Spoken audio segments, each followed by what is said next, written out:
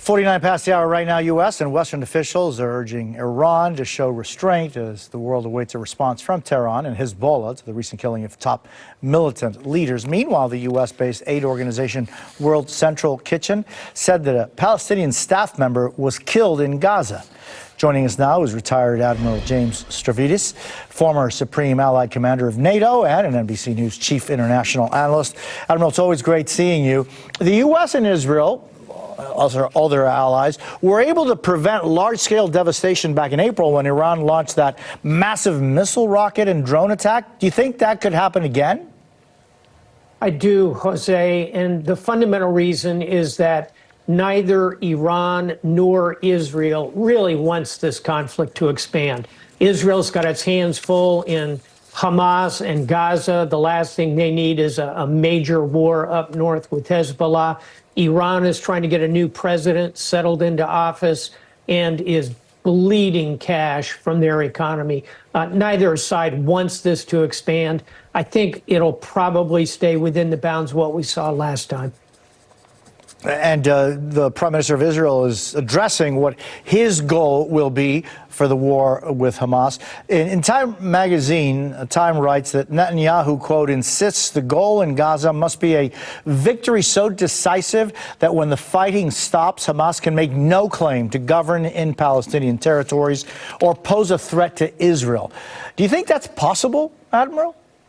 I think ensuring that Hamas can never pose a similar threat to Israel is a goal that can be achieved. To do that, you have to decommission, blow up, flood these tunnels. That's where these attacks came from in Gaza. And you've got to sever the supply chain from Iran. The Israelis are doing that pretty well. But in terms of simply crushing the idea of Hamas again and again, we've learned these terrorist organizations don't have 7 lives, they have 7 million lives. They just keep coming back. So you do what you can to destroy military capability, and then you bring in an additional force when necessary to respond to events. Yeah, I mean, just the cost, meanwhile, is so heavy. Hey, Admiral, I want to turn your attention to Venezuela, a place you know so well. I mean, among other things, you served as commander of U.S. Southern Command. Nicolás Maduro is in power in no small part because of how both Chavez and Maduro have been able to make the military their own. Is that military in Venezuela support for Maduro ironclad and permanent?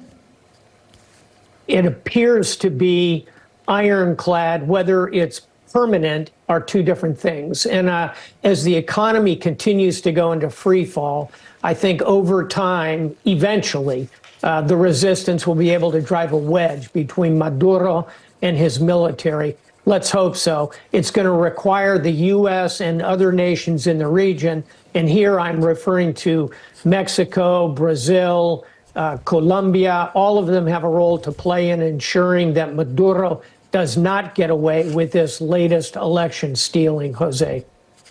Yeah, and yet so far, Mexico, Brazil, and others have been implying that they want to see how they can figure out a way to keep Maduro in there. But these efforts must continue. Hey, Admiral, it's always a pleasure to see you, and I very much value your opinion. Gracias, amigo. Thank you. Gracias.